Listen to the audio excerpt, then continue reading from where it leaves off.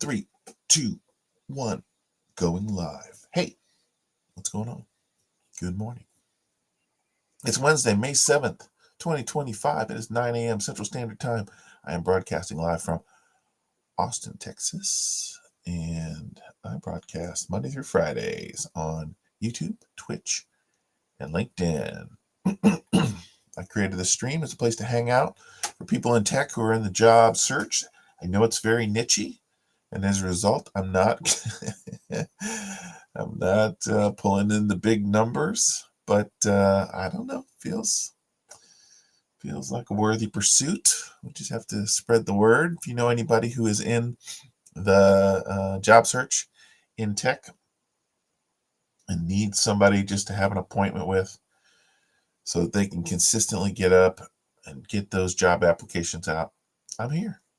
I'm hanging out. During the stream, we do two things. We look at job numbers, and then we look at news in the tech world, news in the business world, news in the larger finance world that may affect hiring, that may affect the direction in which our industry is heading. I have been a professional developer for over 30 years, and let's just jump into it. If you have any questions, feel free to throw them in the chat. I've not been so good at looking at the streams to see what interactions are happening post-stream, because these streams are archived, of course, and you may be watching this as a recording later. So if you're commenting there, I'm not really paying too much attention to that. I should probably do that. All right, let's look at what's going on in the job search. The first one looks very encouraging. It's the last 7 days, and it is up and to the right. Up and to the right, generally, good thing. If we pull back, if we zoom back a little bit and look at the last 6 months, we can see that upward trend is really just recovering from the lowest point of the year, basically. But still going up. We'll take it. We'll take every little bit we can have that's handed to us. If we look at the last year, we can see that we're still, 35% off the number of job postings that we had a year ago. So numbers are down. Not great. But every one of those pixels on that graph represent some number of jobs that are being released every day. So this is our goal. We're going to stay consistent. We're going to get up every morning. We're going to get those job applications out, and we're going to work this job of getting a job like it's a job. That's what we're going to do.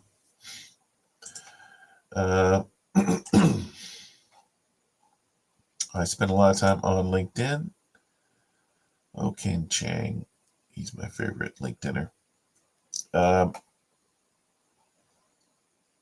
In part because they have a nice little news feed here. Gives us some information.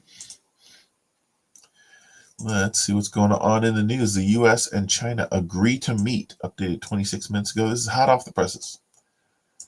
The first confirmed trade talk between the U.S. and China. Dang it. Didn't want to do that.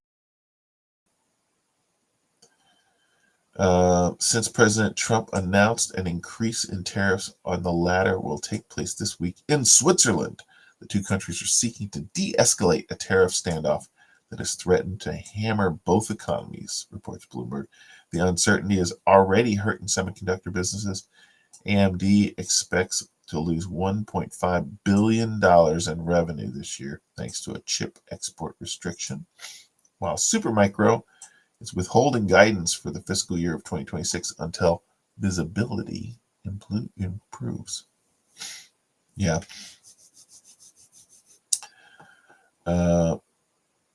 This little blurb doesn't tell us who's meeting there. Is the president going to meet there? Is it just emissaries? No better time than the president to get the negotiations started, although I'm not optimistic over any major progress.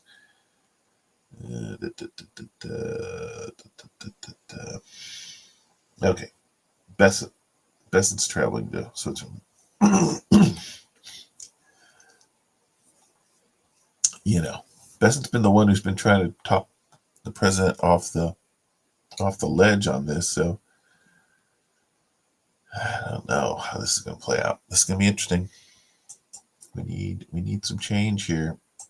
Status quo is not going to play well for us.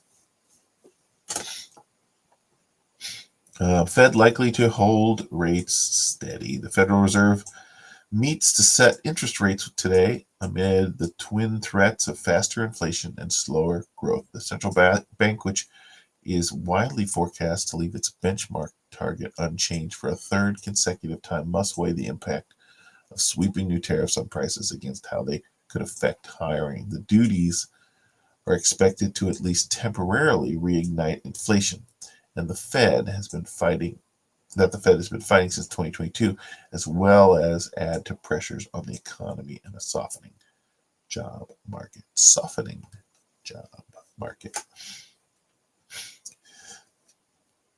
Yeah, this was completely expected and not what we want to see. I don't think the Fed's job is going to be easy right now. They've got to do some balancing. In either direction they go, it's going to hurt some people.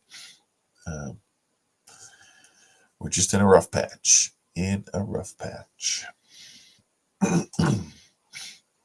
OpenAI to buy coding tool for $3 billion. Looks like it's official now. OpenAI may be on the verge. Wait, that's what we heard 2 weeks ago. This is not. Why is this news? Making its largest acquisition yet, the ChatGPT maker has agreed to buy Windsurf. Okay. An artificial intelligence assisted coding tool for roughly $3 billion. Stop it. My mouse is messing up today. It's time to get a new mouse. Citing anonymous sources, if the deal, which is not closed yet, comes to fruition, it would help OpenAI keep pace with rival Anthropic, which already offers AI tools for programmers. The report follows the announcement on Monday that OpenAI will retain its nonprofit restructure in a concession to public pressure. That's got to be an interesting question. I have not thought about this kind of stuff much at all. But if you build a tool that has some value to people, it gets some traction, and then you get offered to be purchased for a large sum of money, and thinking through this while we're talking here, maybe you got two deals on the table. Maybe, you got a little bit of a bidding war going on. But one of them is a nonprofit, and one of them is a for-profit company. And the deal is basically the same. Which do you go with? I mean, depends on the company, of course, to a certain extent, but presumably you got into making your business because you wanted to be profitable and make a profit. And you individually will make a profit, and your financial backers will make a profit with the sale.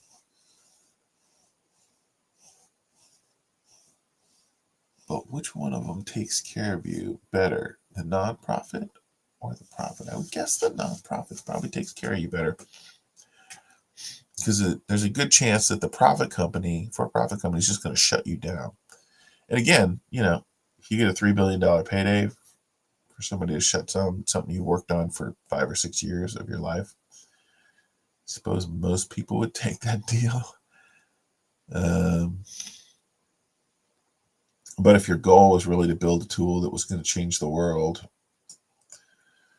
the risk of having somebody shut you down because they see you as competition.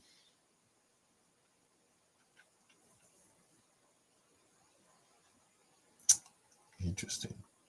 I have not yet used Windsurf. I've been super happy with Cursor. I had tried a couple of open source options with VS Code, and they were okay, but not great. And everybody in my circle was telling me, you got to try Cursor. And so I finally ponied up for a project I was wanting to work on, and it was a revelation. I am not going back. There's no way I'm turning back. I looked at Windsurf. That came out after that, or at least it came on my radar after that. And Bolt and some of those others, and they seemed more geared towards the non-programmer than the programmer, which clearly is going to be a larger audience over time, but did not feel like it was tailored to me personally. So I have not really played with Windsurf, although a friend of mine contacted me and said there's a hackathon going on next month, and it's sponsored by Bolt, and he wanted to know if I wanted to join his team to build something. And we've done a hackathon in the past. That's how we met, actually. And so I was like, yes, please. Any opportunity to learn a new tool and build a thing that didn't exist before, and I am there. So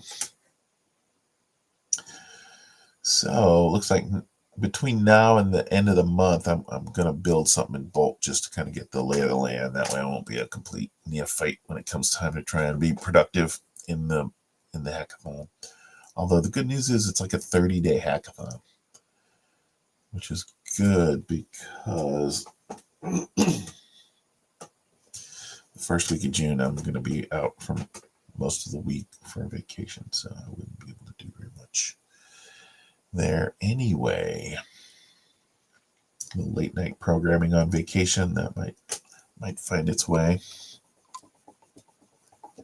Interesting.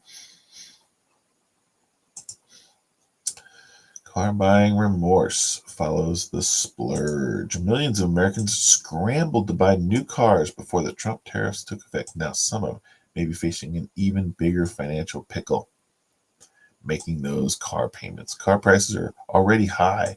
They're up about 27% in the last 5 years, and many buyers are taking out longer loans to make them manageable. Together, those factors could leave plenty of owners with what one analyst calls an expensive and painful mistake.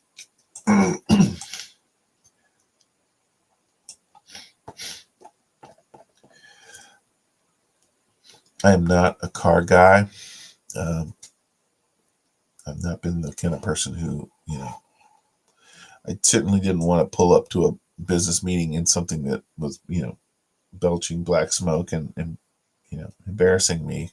But I never needed the latest, coolest car on the market. I grew up poor, so we never had new cars.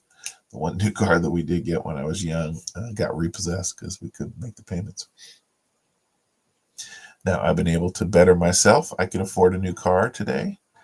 I don't worry about money in the ways that I used to. But the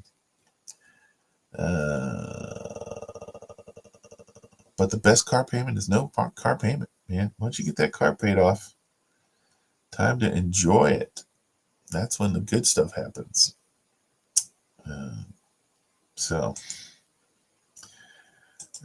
None of this is going to directly affect me for sure. That's about all that was in the LinkedIn news today. Not a whole lot of stories. Let's see what's going on.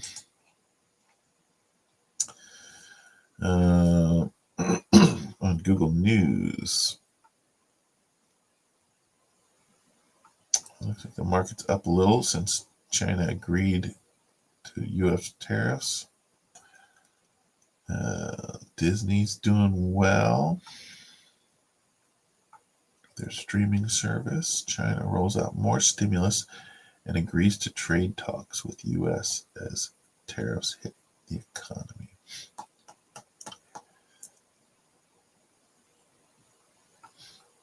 Okay, Uber shares fall amid fears of slowing U.S. consumer demand. Yeah, a lot of these I don't know. It didn't seem like the food delivery services got hit. Um, but less travel definitely means less Uber. I'm not an Uber person. I'm anti-Uber. I'm a Lyft person. But the only time I take a Lyft is when I'm in another city, when I travel. I've ordered maybe two. I had a car breakdown one time and I ordered a Lyft in town, but I'm in Texas. I got, at some points, 4 cars sitting in my driveway. There's no reason for me to ever need a ride anywhere.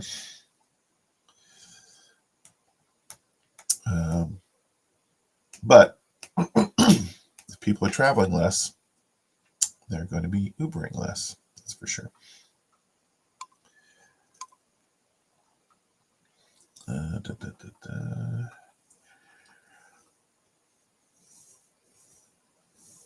Yeah. New York Times adds 250,000 digital subscribers. That's interesting.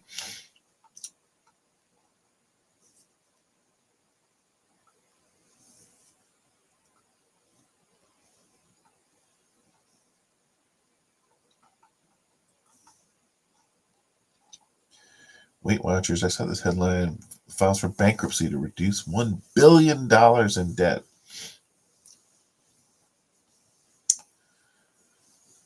Weight Watchers filed bankruptcy to adapt to chemically induced weight loss future. Yeah. Novo Nordisk. The rise of GLP-1s and the fall of Weight Watchers. I am about 50 pounds overweight, and I have been for a couple of years now. And I haven't pulled the trigger on the chemical weight loss drugs, but if I don't see a whole lot of progress in the next couple of months, I think I'm going to have to do it. At least get down to about 20 pounds overweight. At least. At least. Rivian earnings. EV maker cuts delivery guidance because Trump's tariffs and trade wars. Yeah.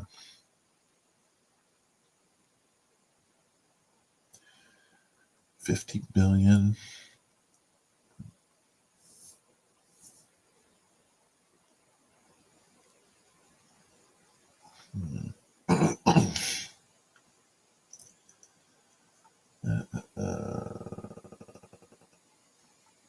Palantir not doing as well as everybody thought.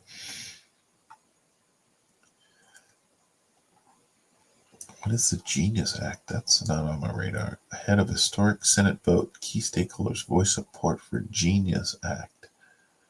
Some Democrats rally against crypto bill amid criticisms. Why top Democrats are revolting on crypto legislation. So there's a crypto. Why are they calling it the Genius Act? Oil prices are falling, and what it means for the country. Small investors rushed into Berkshire shares during the dip, even after their hero.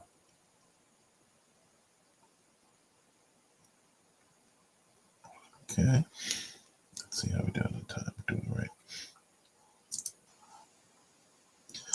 See what's going on in technology. It's all phones and video games. Phones and video games.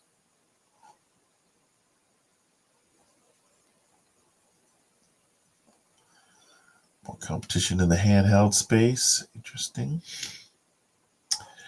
I didn't have a whole lot of time last night, but I started playing around with Gemini 2.5 Pro.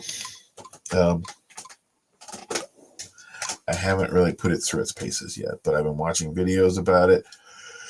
It seems impressive.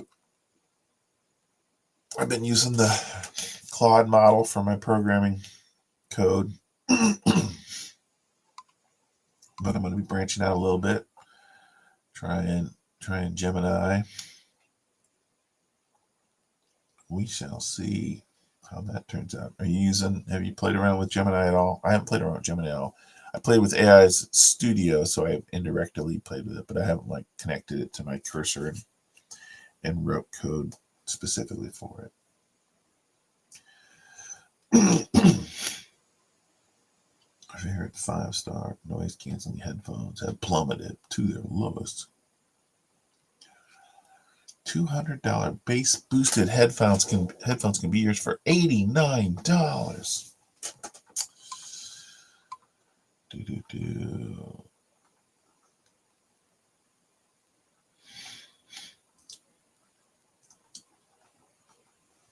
Yeah.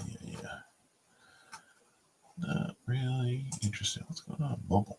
Google accidentally leaks Android's upcoming Material 3 expressive design language.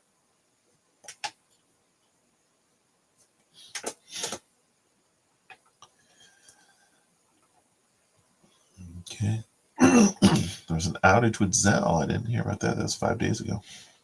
Missed it. I use Zell about once a month. Not very often, but I do use it. TechCrunch. Google Play sees a 47% decline in apps since the start of last year.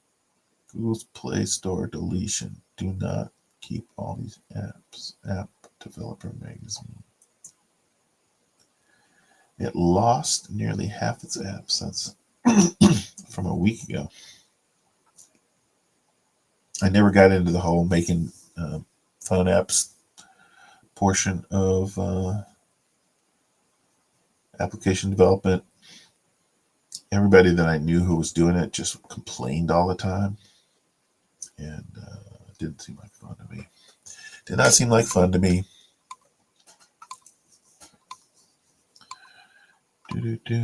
Under court pressure, Apple eases App Store payment rules.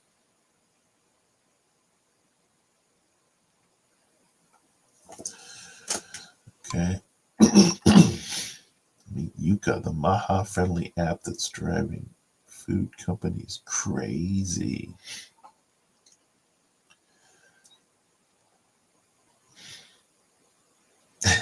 A mobile app told me my kids' food isn't healthy, and now I'm emptying out my kitchen cabinets.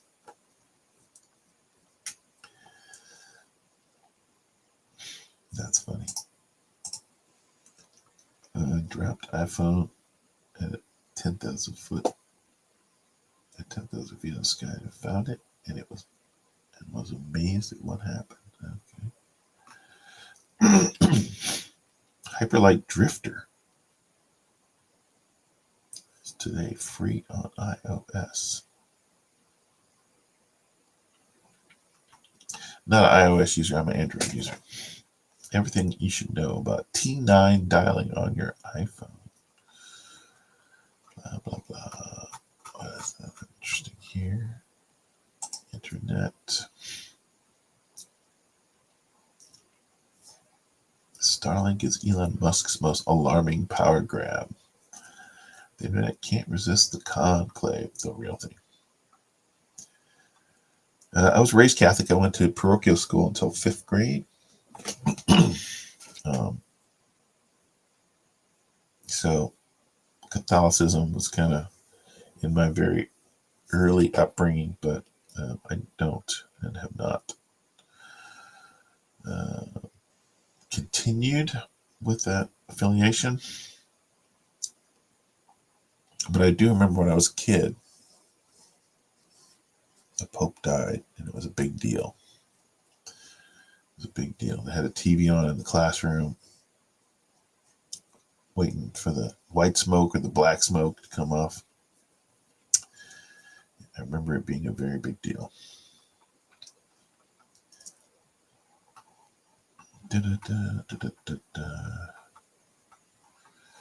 Nothing there. What's going on in the U.S. news?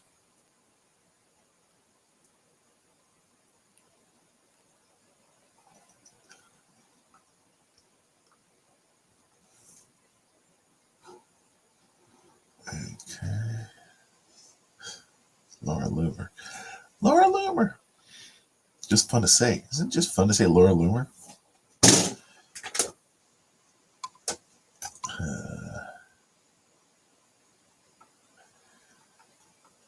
Fentanyl tracking.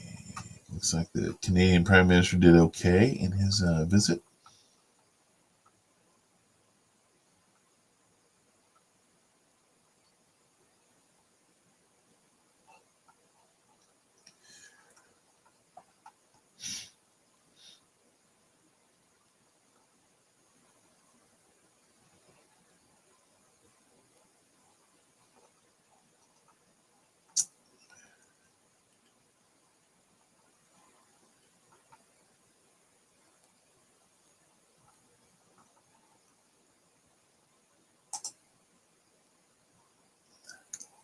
What's new? What's new?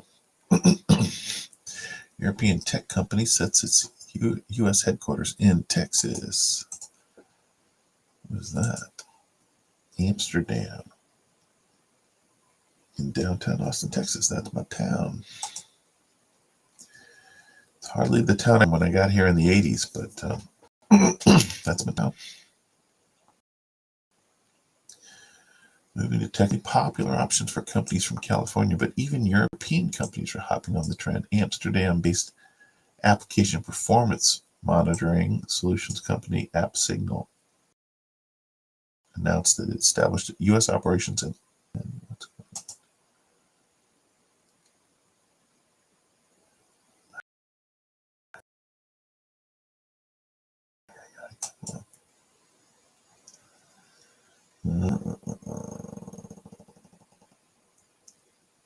my computer's starting to freak out. Okay, I think it's about time to wrap it up. Well, before my computer restarts abruptly. Okay, so here's where we're at. Here's where we're going to be in about 23 hours and 30 minutes. I will be back at the stream. You will be up bright and early, getting out those job applications. If you know anybody else who is in the job market in tech specifically, but just in the job market generally, and would like a pal to hang out with while they get those job applications out, feel free to share the stream on whatever platform you watching it on, or whatever social media you frequent. But if you haven't connected with me on LinkedIn, feel free to do that. Reach out, say you are watching the stream and you're not just a salesman trying to sell me something, and I will connect with you. Okay, guys, have a great Wednesday.